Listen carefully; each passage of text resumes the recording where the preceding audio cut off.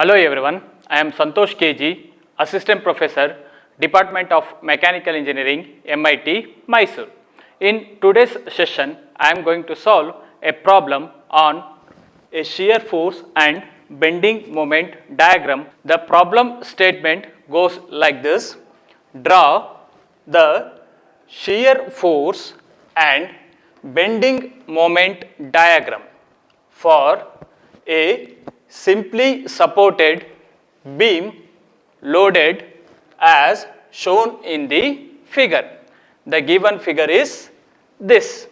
Here we can see that we are having a beam AB which is made to rest on the supports which are provided at point A and point B. Since this beam AB, it is just made to rest on these supports, the beam is called as a simply supported beam. On the beam, we are having 30 kilonewton load applied at point C and 20 kilonewton load applied at point D, and an UDL of magnitude 10 kilonewton per meter is applied in the portion DB, and the distance between the point A and C is 2 meters. Then the distance between point C and D is 2 meters, and the distance between point D and B, it is 4 meters. Now for this simply supported beam loaded like this, we need to write the shear force diagram and the bending moment diagram.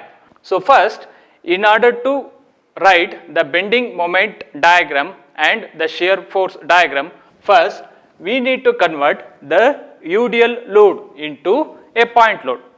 As we discussed in our earlier classes, if we are having a UDL like this, let us say the magnitude of the UDL given is W newtons per meter, and the length of the beam where we are having UDL load, let us say it is having a length of x meters. Then in order to convert this UDL into a point load, what I should do? I should multiply the load given with the length of the beam through which the UDL will be acting. So here the length through which the UDL will be acting is x and the amount of load is W. Therefore, the magnitude of the point load because of this UDL will be W into x, and it will be always acting at a distance of x by 2 from the either ends.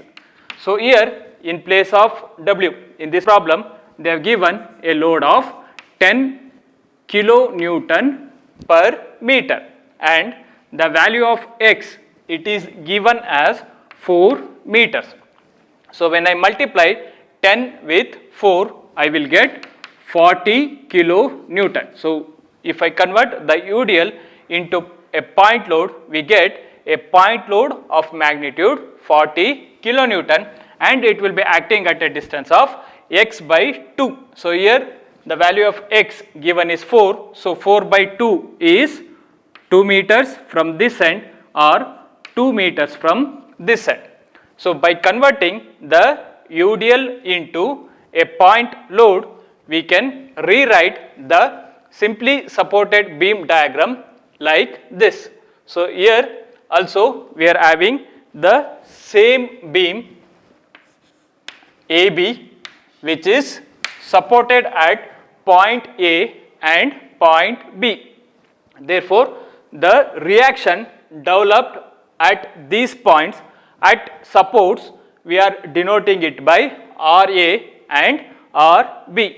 RA represents the reaction of the support to the beam at point A, and RB represents the reaction of the support B at point B, and we have converted this load 10 into 40 kilonewton load, and it will be acting at a distance of 2 meters from point D, or it is acting at a distance of 2 meters from B. So this is the diagram of the simply supported beam after converting the UDL into point load.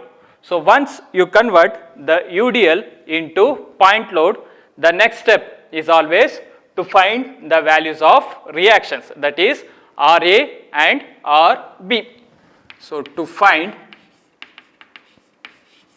RA and RB, in order to find the reactions, as usual we will be using the equilibrium conditions.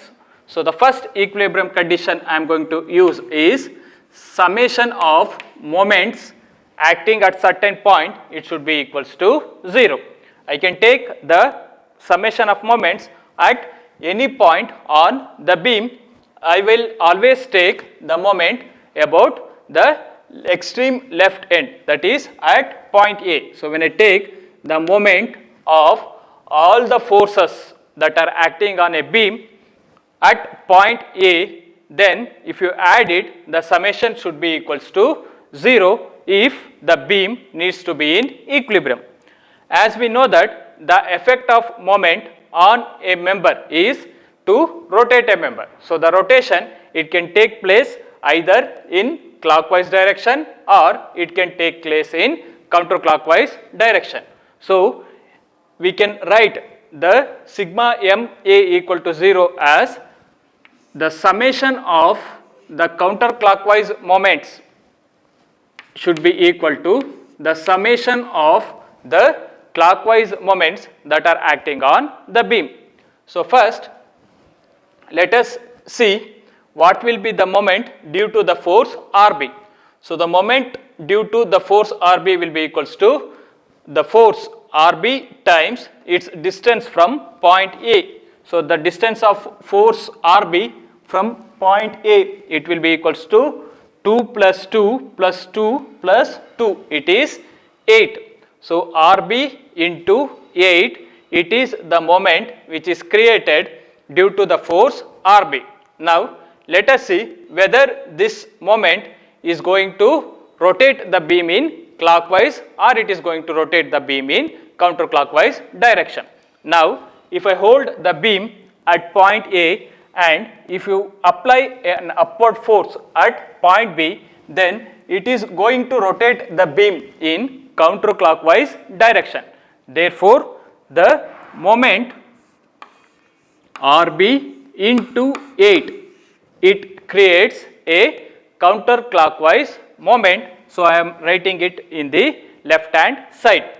Then we will see what is the magnitude of the moment which is created due to the point load 40 kilonewton. So the force is 40 and its distance from A, it is 2 plus 2 plus 2, it is 6. So the moment magnitude will be 40 into 6, and let us see how it is going to rotate the beam. So if I hold the beam at point A and if you apply a force of 40 kilonewton at this point, then it is going to rotate the beam in clockwise direction. So the moment due to the force 40 kilonewton is 40 into 6 and it is creating a clockwise moment. Now we can observe that on the beam here, if you are applying an upward force, then it is going to create a counterclockwise couple, whereas if you apply the downward force, then those forces, they are trying to rotate the beam in clockwise direction for the given configuration. So if I see any downward forces that are acting on a beam, then their moments should be written in the clockwise side, and if you are having any upward force, it is going to create a counterclockwise moment which should be written towards the left hand side. So next moment will be due to the force that is acting at point D. So at point D we are having a downward force, so because of which I will get a clockwise moment. So and the magnitude of the moment will be equals to 20, and its distance from A, it is 2 plus 2, it is 4. So 20 into 4. Then we are having one more force which is 30 kilonewton. So the moment due to the 30 kilonewton force with respect to point A is 30 into 2. Now add the moments. So 40 into 6, it is 240, plus 20 into 4, it is 80, plus 30 into 2, it is 60.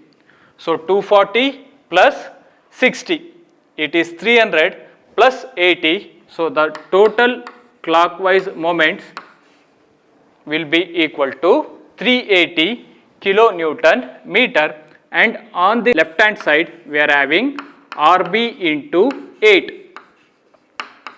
Since I need to get the value of RB, I am going to send 8 towards the right hand side. Therefore, we get RB equals 380 divided by 8, and if you divide this, you will get the value of RB as 47.5 kilonewton. So the magnitude of the reaction RB, it is 47.5 kilonewton.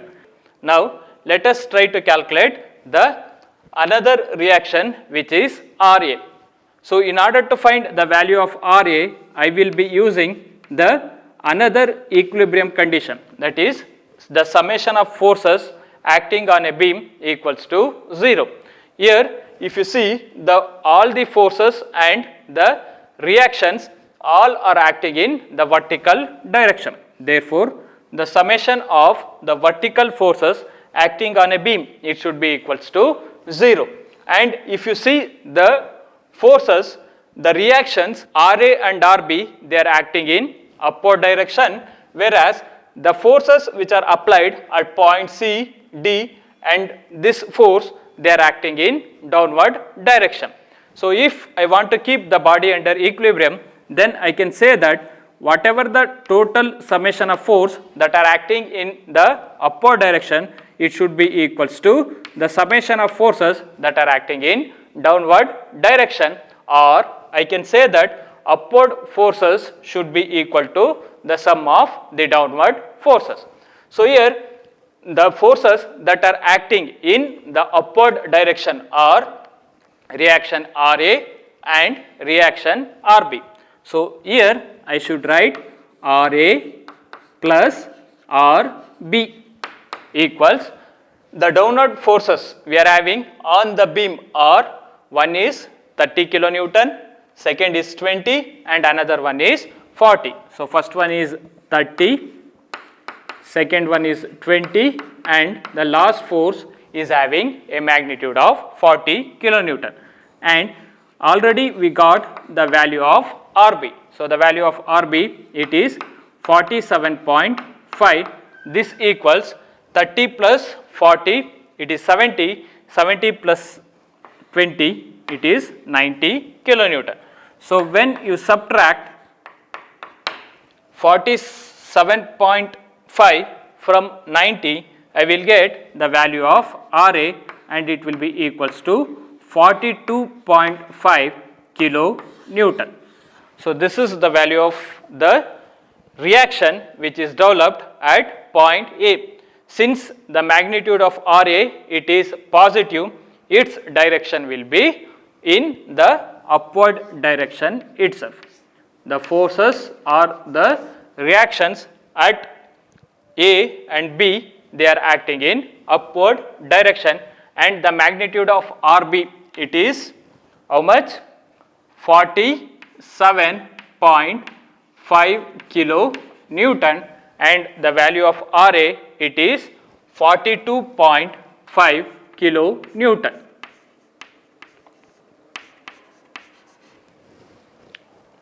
So once you find the reactions, the next step is to calculate the shear forces that are acting at the given salient points, and we need to write the shear force diagram. So next step is to find the shear forces acting at various salient points. The various salient points given are B, D, C and A if we move from right to left side. So always while finding the shear forces, we should move from right side to the left side. So while moving from right to left, the sign convention for shear force we are using is, if the shear force is acting in the upward direction, then we should treat that shear force as negative. And while moving from right to left, if you find the shear force that are acting in downward direction, then those shear force should be considered as positive. So this is the sign convention we will be using while finding the shear forces at the various salient points given. So I repeat it again. So the convention is like this: when we move from right side to left side, if you get the upward shear forces, then you should consider them with a negative sign, and if you find a shear force which is acting in downward direction, then it should be considered with a positive sign. And also we should make one more note that at a given salient point, if there is a point load, then we should find two values of shear force at that particular point. If at a given salient point, if you don't have any shear forces, then we need to find only one shear force at that particular point. So when we move from right to left, the first point we are going to get is B. So first I should find what is the value of shear force that is acting at point B. So since at B we are having one point load which is RB, we need to find two values of shear force at point B.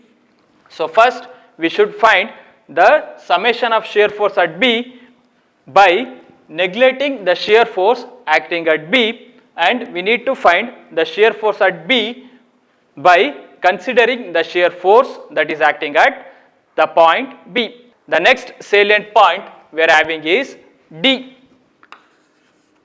At D, since we are having a point load, I need to find two values of shear force at point D.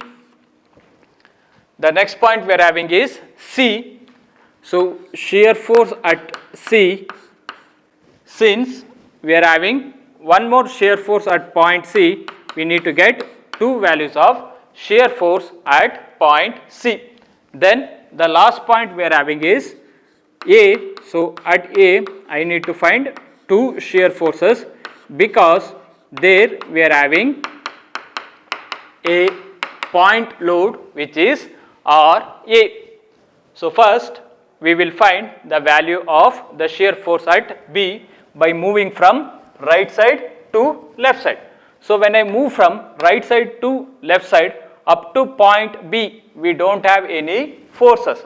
Therefore the shear force at point B will be 0, and this will be holds good by neglecting the shear force that is acting at point B. Now we shall find what will be the magnitude of the shear force acting at B by considering the force that is acting at point B. So if you move from right to left, then we will get only one force at B, which is RB, and this force RB, since it is acting in upward direction, it should be written with the negative sign, and the magnitude of RB, it is 47.5 kilonewton.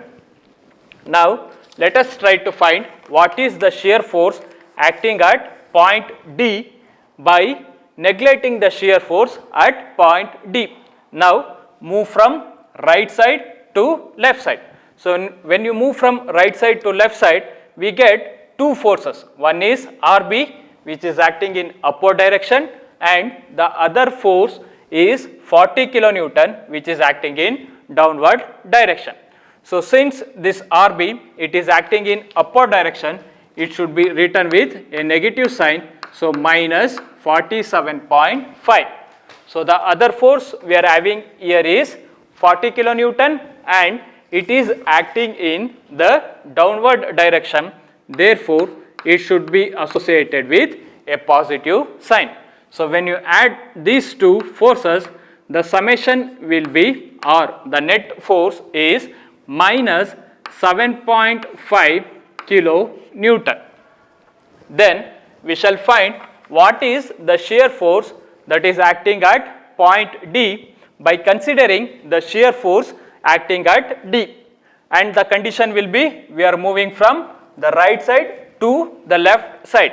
So when you move from right side to left side up to point D, we are having three forces. One is RB, which is acting in upward direction, and the second force is RB, which is acting in downward direction, and the next force is 20 kilonewton, which is acting at point C and it is acting in downward direction.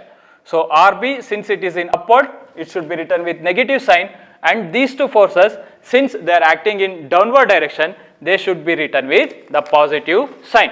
So the shear force at point D, by considering the shear force acting at D, it will be equals to first force minus 47.5, the second force is plus 40, and the last force is plus 20. So when you add all these three forces, you will get the summation as 12.5 kilonewton. Now let us try to find what is the shear force at point C. First neglect the shear force that is acting at C and move from the right side to left side. So when you move from right side to left side till point C, we get three forces. One is RB, second one is 40, and last one is 20. This is in upward direction and these two forces are in downward direction. So the summation of all the shear force acting at point C, it will be equals to minus 47.5 plus 40 plus 20. So this equals 12.5 kilonewton. Again you find the total shear force acting at the same point C by considering the shear force which is acting at point C also. So the total forces we are having is, one is 47.5, second one is plus 40, plus 20 and plus 30. So minus 47.5 plus 40 plus 20 plus 30. So if you add all the forces, you will get the summation as 42.5 kilonewton. Now let us try to find what is the shear force which is acting at point A by neglecting the shear force acting at point A. So move from right side to left side. So when you move from right side to left side, we get four forces. One is RB in upward direction and other three forces 40, 20 and 30 which are acting in downward direction. So here shear force at A, it will be equals to minus 47.5 plus 40 plus 20 plus 30. So this equals 42.5 kilonewton. Now let us find what is the total shear force acting at A by moving from right to left and also by considering the shear force which is acting at point A. Then we get in total 5 forces. So 2 upward forces, one is 47.5, another one is RB, both are acting in upward, and the remaining 3 they are acting in downward direction. SF at A, it will be equals to minus 47.5. I will go in a sequence. Next force we are having is 40, next we are having is 20, another one we are having is 30, and the reaction at A, it is in upward direction, so it should be written with minus sign, and its magnitude is 42.5. So if you add this, so the total summation you are going to get is 0 kilonewton. Now by making use of the magnitude of the shear forces acting at the various salient points, now let us try to write the shear force diagram. In order to write the shear force diagram, first I should write the reference line.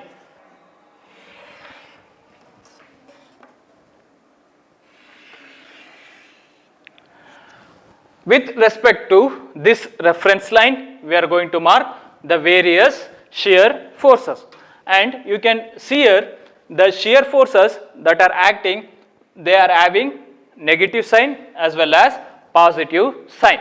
So with respect to this reference line, if I write any forces in the downward direction, then those forces will be negative nature, and if I write any forces towards the upper side of this reference line, then they represent the positive shear forces. So at point B, we are having two shear forces. One is having a magnitude of 0 kilonewton, and the another force is having a magnitude of minus 47.5 kilonewton.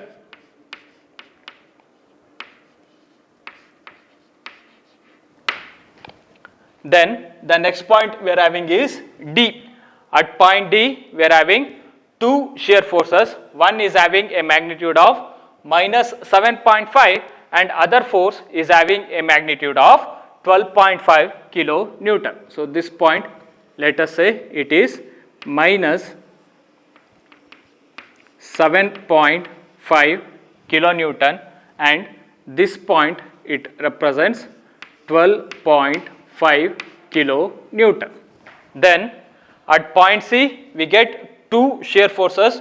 One is having a magnitude of 12.5, and another force is having a magnitude of 42.5. So at point C, one force is having a magnitude of 12.5, and the other force is having a magnitude of 42.5 kilonewton. Now if you come to the point A, there also we find two shear forces. So one shear force is having a magnitude of 42.5, and other shear force is having a magnitude of 0. So here we are having one force which is having a magnitude of 42.5 kilonewton, and the other force is having a magnitude of 0. Now join all the points. So 0 to minus 47.5, then from minus 47.5 join it to minus 7.5, then from here move in the vertical direction up to 12.5.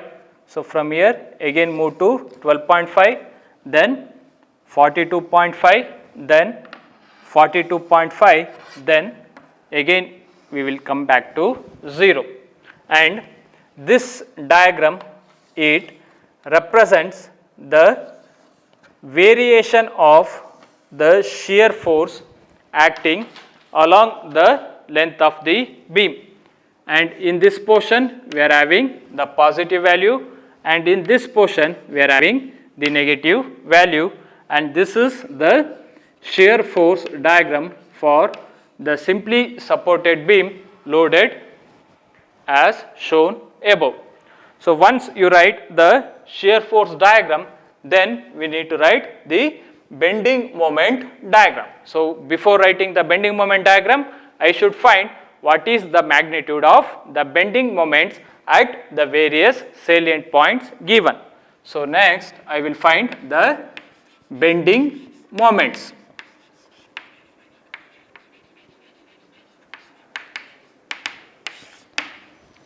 In order to find the bending moment, I need to move from again right side to left side. So when you move from right to left, the various salient points I am going to get in a sequence is first point B.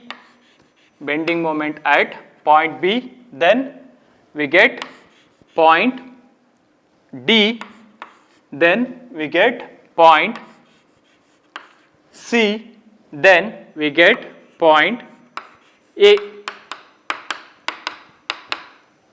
So while finding the bending moment, we need to make use of the sign convention. So the sign convention is like this: if the force is trying to bend the beam in upward direction, then it should be considered as positive. So upward bending should be considered as positive, and the downward bending, it should be considered with a negative sign. So here, when you apply a force at RB, it will try to bend the beam in upward direction. Therefore, the moment due to RB, it will be positive.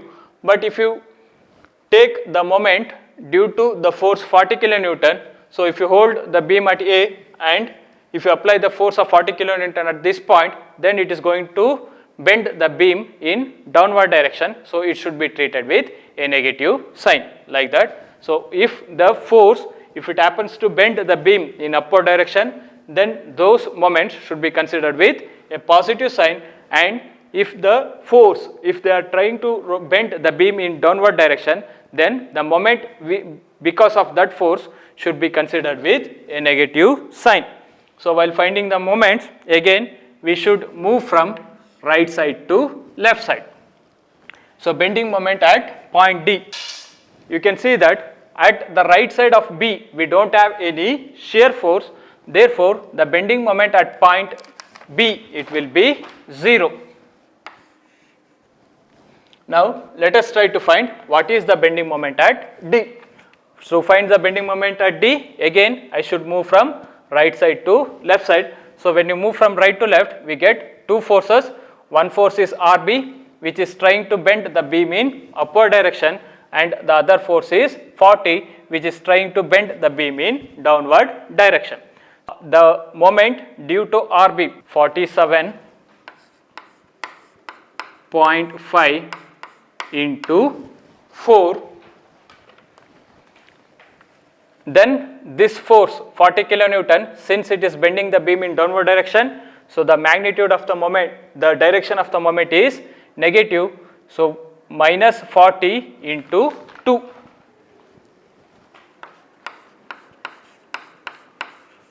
So when you add this, you will get the total summation as 110 kilonewton meter. Now let us try to find the bending moment at point C. So if I want to find the bending moment at point C, I need to get the moment due to the force RB and force 40 kilonewton and force 20 kilonewton. So the bending moment due to this force, it will be positive, and the bending moment due to these two force, they are negative because they are trying to bend the beam in downward direction. So with respect to point C, the moment due to the force 47.5 is 47.5 into its distance from C is 6, and similarly the moment due to the 40 kilonewton force is minus 40 into its distance from C, it is 4, minus 20 into 2. So if you add all the moments, you will get the summation as 85 kilonewton meter. Now let us try to get the moment at point A. So while getting the moment of point A, we need to add the moments due to the forces RB, 40, 20 and 30. So due to the force 47.5, we get a moment of magnitude 47.5 into 8 at point A minus 40 into the distance of force 40 from A, it is 6, minus the distance of force 20 kilonewton from A, it is 4 minus the distance of force 30 kilonewton from A is 30 into 2. So if you add all the moments, you will get the summation as 0 kilonewton meter. So these are the bending moments at the various salient points on a given simply supported beam. Now using those data, let us try to write the bending moment diagram. In order to write the bending moment diagram, first I am going to write a reference line like this. So after writing a reference line, now let us plot the magnitude of bending moment at each point.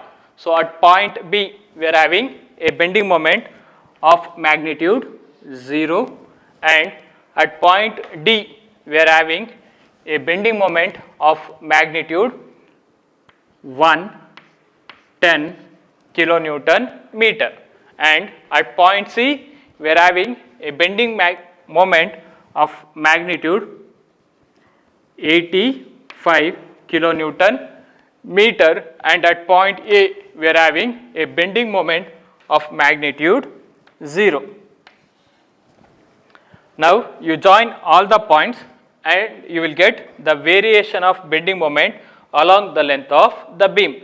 So whenever there is an UDL acting on a beam, then the shear force diagram in the portion of the UDL, it will be an inclined line, and the bending moment, it should be a parabola.